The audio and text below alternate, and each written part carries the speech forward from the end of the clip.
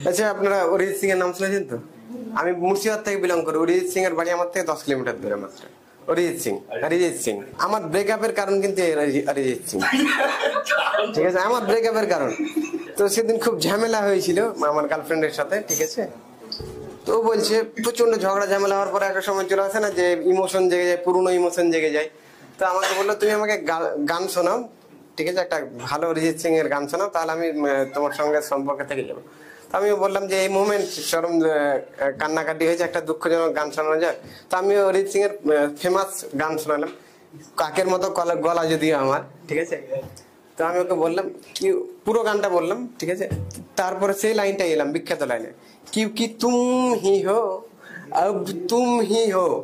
যে লাইনটা বলেছি আব তুমি হো, তখনই বলছে আব মানে এখন, এখন তুমি হো। এর আগে কে ছিল বলনি, চলো ব্রেকআপ।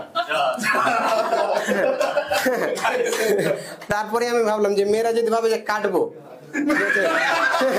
তো যা করে ও কাটবে। আচ্ছা, তো কিছু